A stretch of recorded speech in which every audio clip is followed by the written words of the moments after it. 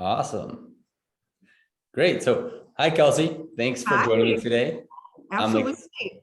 I'm excited to hear about your experience working in the early childhood education space. Well, I'm excited to tell you. Yeah, awesome. So, here at Playground, we're passionate about empowering childcare centers to be the best they can be. And I wanted to kind of start by just discussing your background and what brought you into the world of early childhood education. Absolutely. So I graduated high school in 2008. I put a lot of thought into what is it that I want to do when I grow up? Something that we're always asked as we grow up. What are you going to be? You're a senior in high school and parents and, grandparents, cousins, aunts, uncles saying, what are you going to do? Have you figured it out? I got a lot of joy out of babysitting throughout my, adolescence. I nannied for a few families for summers, breaks, before and after school care. And I just really found that helping families and helping children be their absolute best that I could. And just being a people person and helping family thrive was something that was really great for me. So I decided that I was going to get into early childhood education. So I started college in 2009, majoring in early childhood education. I went to school about 4 hours away. About a year and a half in, I decided I was pretty homesick and missed my family and, the comforts of home. So I moved back home with my fiance that I had met at school. And I began at the college here locally, finishing my early childhood education degree. And I began doing my student teaching at Early Head Start. And that's when I knew, okay, I've made the right decision. This is the right career path for me. This is what I want to do.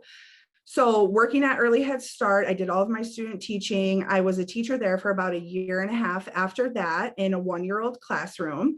I then went to a local childcare facility that was with the state. They had a statewide voluntary preschool program, and I began teaching in their preschool program that was within one of the local school districts here in Sioux City. And then I had found someone who had a beautiful space that was ready for childcare, and they were looking for a director. And I focused with my college education in early childhood education, as well as the administrative side of childcare. And I knew eventually that's where I wanted to go. And I took a chance, and I have been here ever since. And that was in 2013 when I started being the director here at Bluffs Little Thinkers. And I've been the face of it since. So that's a little bit about how I got here. Awesome. Sounds like it was a great journey. Yes. I'm curious to hear a little bit about the differences from when you jumped to being a teacher to an admin or director, and kind of like what really made you take that step. Well, I knew that I wanted to do it. I was very nervous. I met the gal. I met with them here in this building, actually. She asked me a lot of questions, and I left the interview thinking, oh man, I don't really know if I did good. I don't know if I answered those questions correctly. I am new on the scene. I've only been a teacher out of school for about 4 years combined.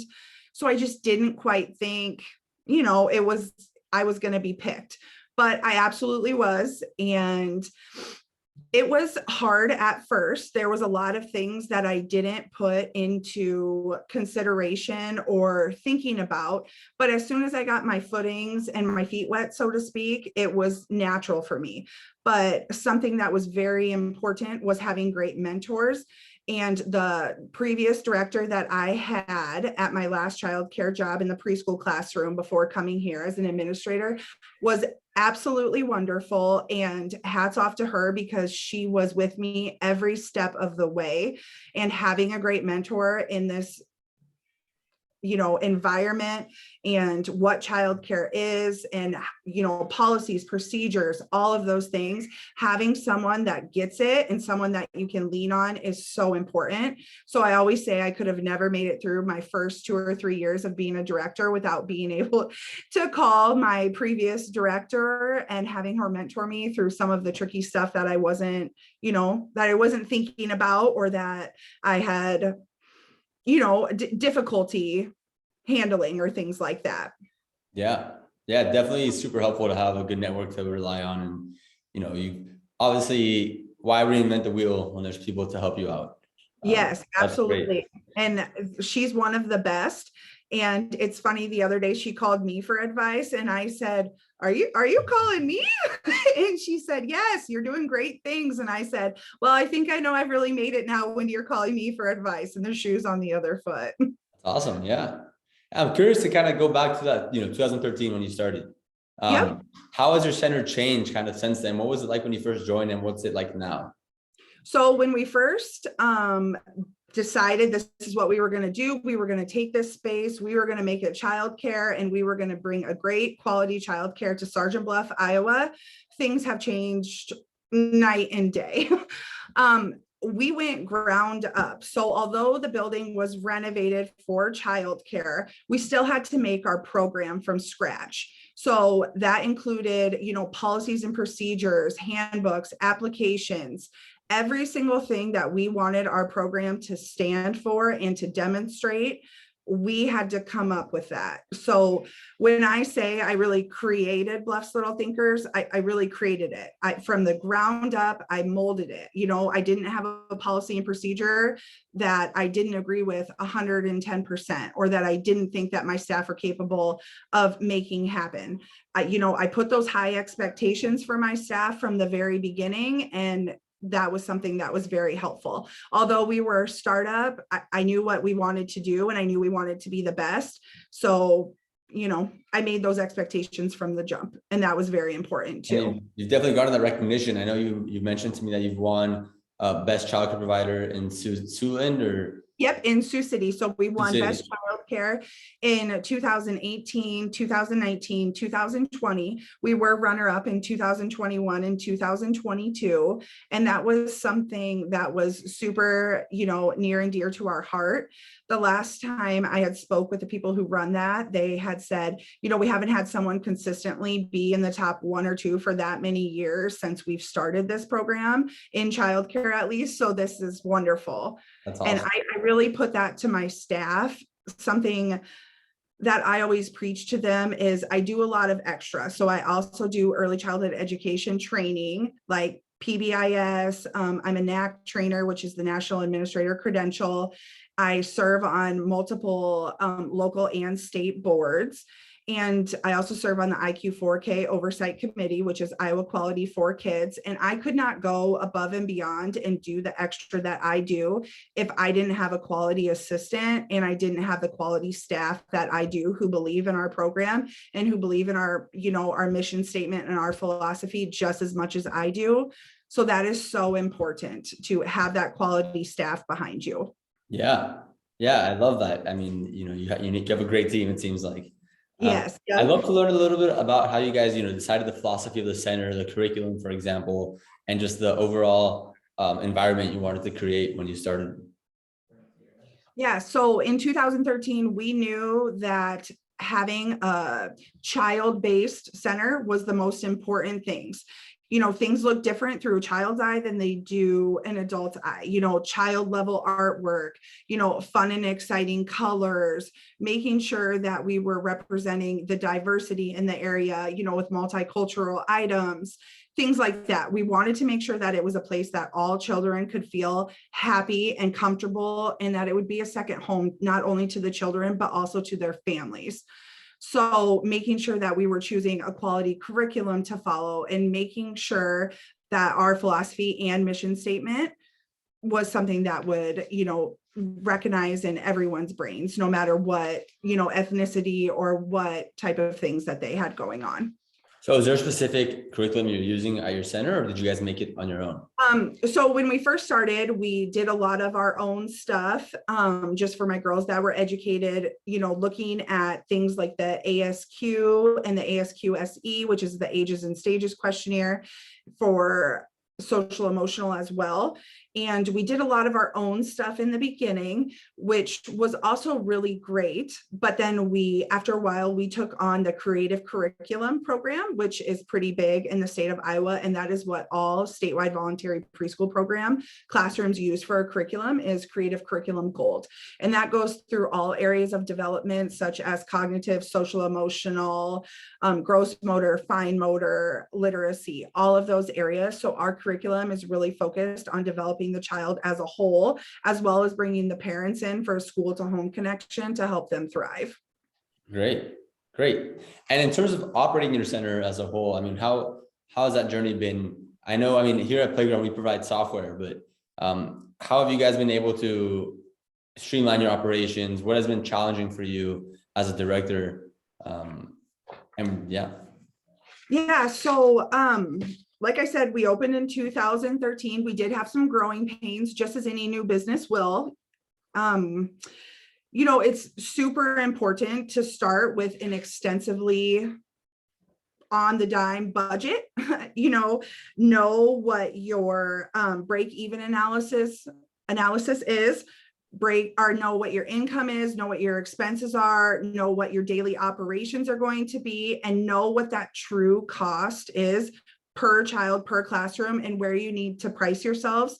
Make sure that you're looking out into the community and, see what your market is and see where you want to land. So my best advice would be to make sure that your budget is on point, that you've really thought about that extensively, and that you commit to that, and where you can extend yourself, and where the wiggle room is, and you try to be the best that you can be in that. So that was a struggle for us. We started with 2 kids and myself and one other teacher, and have grown to serving 80 kids daily. So, we've definitely done what we set out to do. We have about 100 kids on the wait list right now. Wow. So that's very great too, but it's also sad because we wish that we could serve them all. We're just, we're out of space. If we had anywhere to expand, we definitely would want to. So I just think that it's important that, you think about what size you want your center to be. Do you want it to be smaller? Do you want it to be more of a family feel? Do you want it to be larger? Do you want to do school agers? Do you not want to do school agers? Do you want to be part of the statewide voluntary preschool program, or do you want to do your own preschool program? There's a lot of things to think about. And my best advice would be to just do what's true to yourself and true to your heart, and the rest will fall into place. I didn't let anyone help me form an opinion about what I really wanted our policies and procedures and what I really wanted BLT to do. That was me. And, I had mentors on the way who helped me make it happen, but I just stuck to what I knew, what I believed, and it's worked. So just try to be as true to yourself as you possibly can be, and what your mission and goals are. That's great. So what would you say is the mission of BLT? Our mission is just to help children thrive and be the best that they can, while, helping them commit to being lifelong learners, and to help the families be the best that they can be. If my families are struggling, we're struggling. And if a child is struggling in the classroom, we're struggling. And we're going to take that on, and we're going to do it together, and we're going to work as a team, and we're going to figure out what we can do to help those families thrive and be the best that they can be. Sounds like you have a lot of empathy, with your community. That's important. That is so important, especially, as a mother myself. I know what it can be like when I see a mom walk in the morning, and I can tell, whoa, it has been a day. Their child might be upset at that moment. And, I see that mom, she's dripping sweat. She's looking at the clock when she's walking in. She's running late. I'm going to get up from my desk, and I'm going to go over and I'm going to greet that child and say, hey, why don't you come with me? Let's go do something special. And then I'll take you to your class. Let's give mom a hug and have a good day. And just little things like that to help our families be the best that they can, even if that means that sometimes they just need to take a minute and they need that extra support in the mornings. That's what we're about. Wow. Sounds like you're a superstar. I mean, I'm not a mom. If I were a mom and that were me, I would be so grateful. I feel like, Yes. for that, such a small interaction, but it makes a difference. It absolutely makes a difference. Yeah. And so you said you started with 2 students and now you're at 80. Yes. How do you manage that growth? How did you get the staff? How did you get how do you manage the paperwork and all the things that come with growing so much? So something that I would recommend was, I did things in an order that maybe if it didn't apply at that time, but it was going to apply later down the line when we had more kids, I was already on it. So if I needed to fix the schedule in our 2-year-old room or our 3-year-old room, but we didn't have any 2 or 3-year-olds yet, I still did it. So when that time came, I wasn't, overstressed or overextended. I had already thought about what was coming before it actually got there. And another thing that I could say is no childcare director, owner, administrator has ever been sad that they are overstaffed or that they're fully staffed. So hire those staff. Don't be scared of it. The kids will come. Childcare is a hot commodity all around the United States. In the state of Iowa, there is multiple areas that are considered a childcare desert. And if you open a center in one of those, you may be nervous about getting staff on board before you have the kids and you worry about your budget. But I'm here to tell you the kids will come. And you're going to be happy that you have those staff, and having extra staff is never a bad thing. That's going to help your program get off on the right foot and the individualized attention that parents are going to be looking for and the time that they can commit to the classroom. So, they say if they build it, they will come. That's exactly what it means for childcare. Hire those staff, dive right in because those kids are coming. That's great.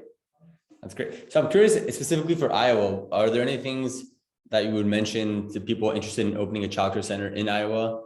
Yeah, I would say get to know your rules and regulations, the square footage requirements, the fire marshal requirements, work with the DHS, work with child care resource and referral. Here in my county, Woodbury County, Iowa, we are blessed with a wonderful child care consultant. Her name's Amber.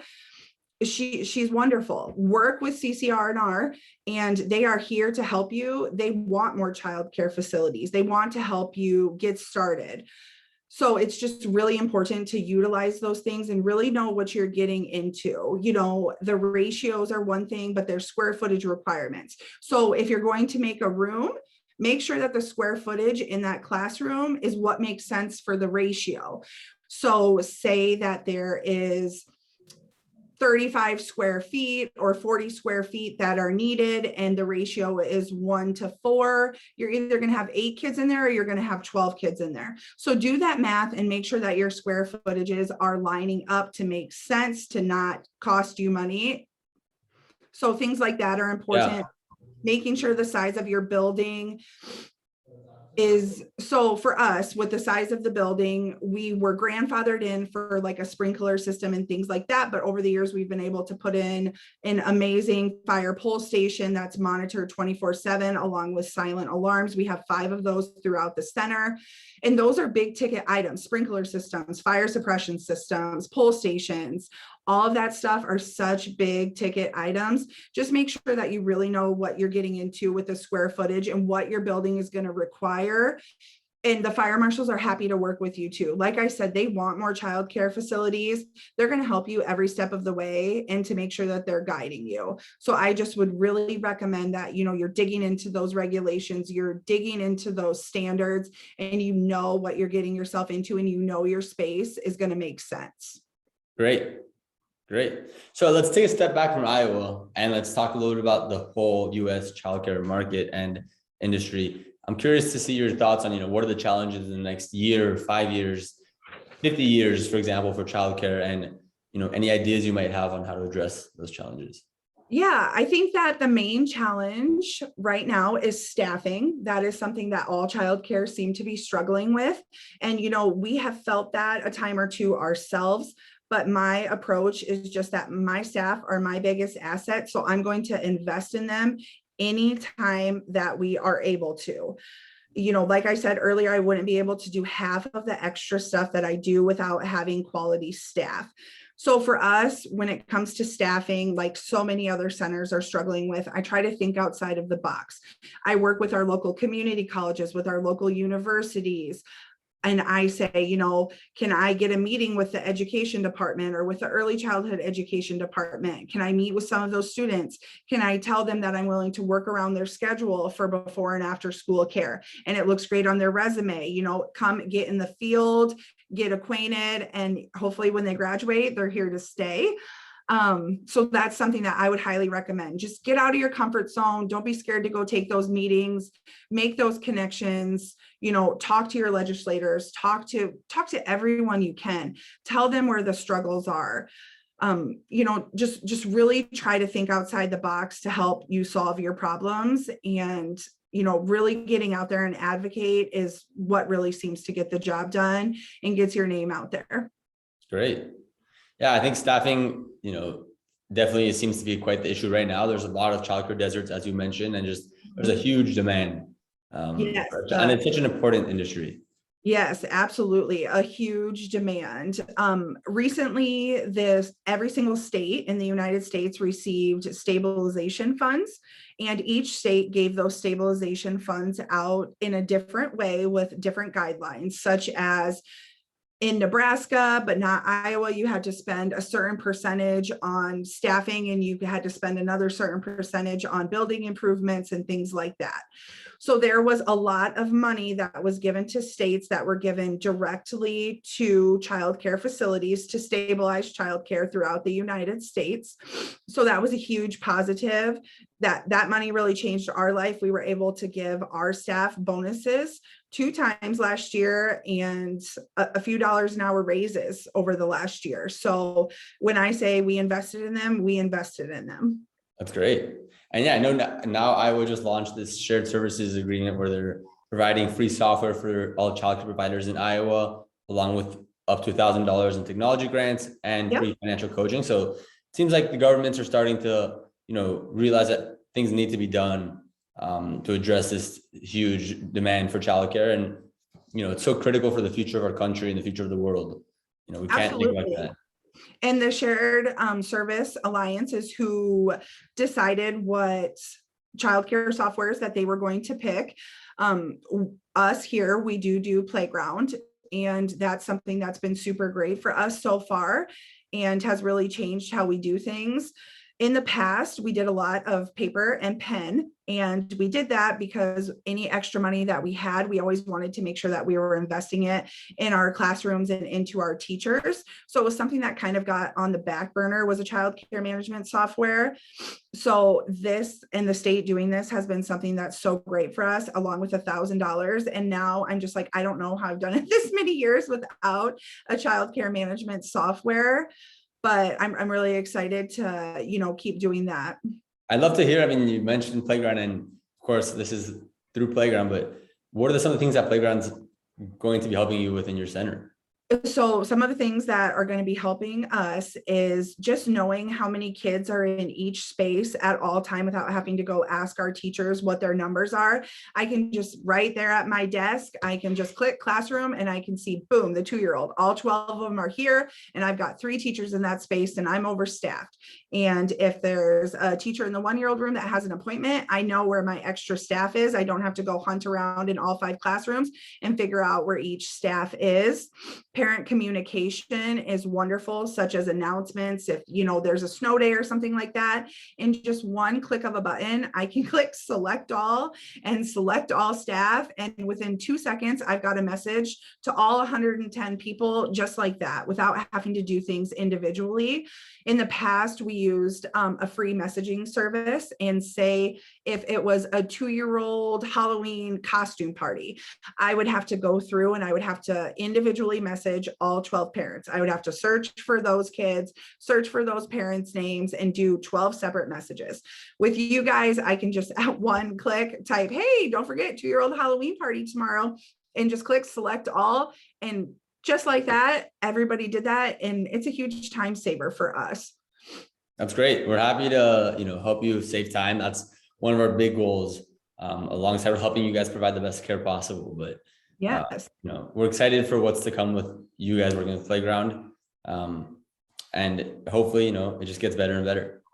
Yeah, absolutely. And I appreciate that you guys have been willing to take the feedback and make any changes that we thought, oh, hey, it might make a little more sense if it was this way. And you guys do that. You make those changes. And I just don't feel like you would get that with maybe some other companies or things like that. You guys really seem to care what's really going on and wanting to make the most sense for childcare providers. You're warming my heart up right now.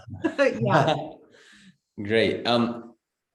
I want to start kind of wrapping it up just by talking about what advice would you give to other people thinking about joining the field, people studying maybe early childhood education? What would you tell them? I would say just do it. The need is out there. Staffing issues, like I said, are everywhere. People are doing more for their staff in early childhood than they've ever done before. If you want to be an administrator, go for it. Like I said, if you build it, they're coming. There's childcare deserts, not only here in Iowa, but all across the United States. We're short on childcare spots. You'll talk to any center around our area, and even nationally, there's hundreds of kids on wait list everywhere. So if you want to do it. Now is the time. Go for it. That would be something that I would highly recommend.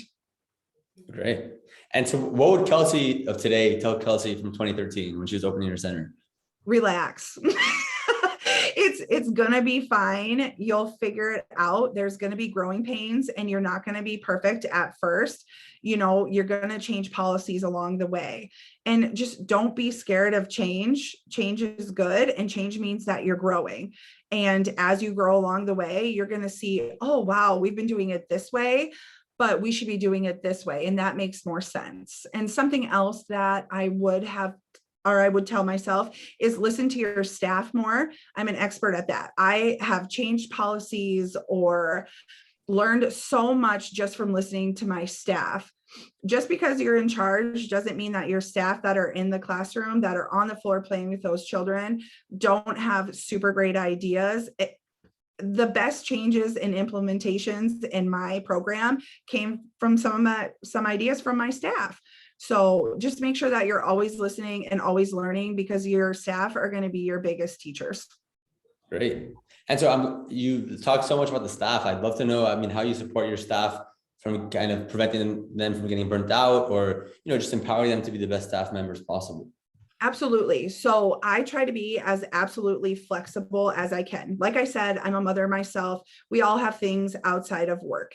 So if my staff feel great mentally, physically, emotionally, they're going to be the best that they can be for our children and for our families here. So I'm not going to be upset if my staff need to take a day off because they've got some running around to do. If their child is sick, if something's going on in their home life, we'll figure it out. Even if that means that we're stepping into the classroom that day, our administrative duties can wait, and let's support our staff the best way that we can. So we just want to make sure that they're the best versions of themselves so they can be the best for the children and our families. That's great. It sounds like you're really, really supportive. It sounds like a very healthy environment to work in. So yes. Yep. Congratulations for building something like that.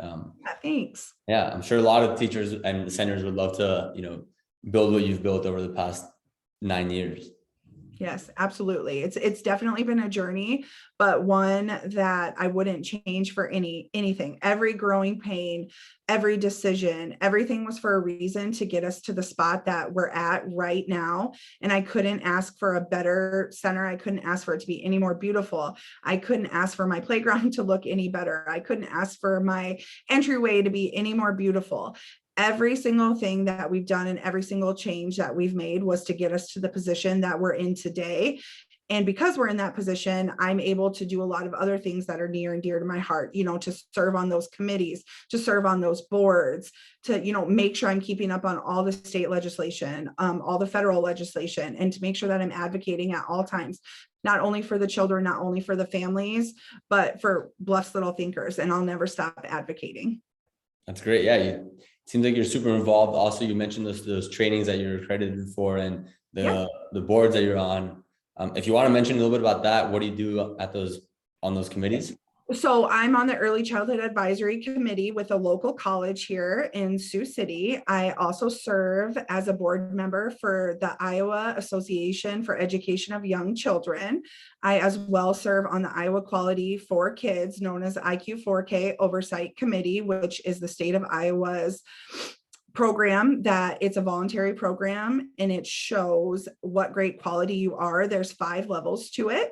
So that's just a lot of extra above and beyond that centers can do to show parents, where their quality level is above just those, standard state rules, things like that. So I do that. I also do some early childhood training. I'm able to train PBIS infant and toddler and preschool modules, and as well as a NAC trainer, which is the National Administrator Credential. And that is a 40-hour course for administrators that goes over all areas, such as budgeting, marketing, some legality type stuff, just a lot of that really in detail administrative stuff, policies and procedures, how to protect yourself, things like that. That's great. You're super involved. I'm impressed by the list you have of just the commitment to childcare. Thank you. Thank you. Good for you. Well, I want to say thank you. It's been an absolute pleasure talking with you. If anyone out here is listening to this and knows staff members, send them to Kelsey.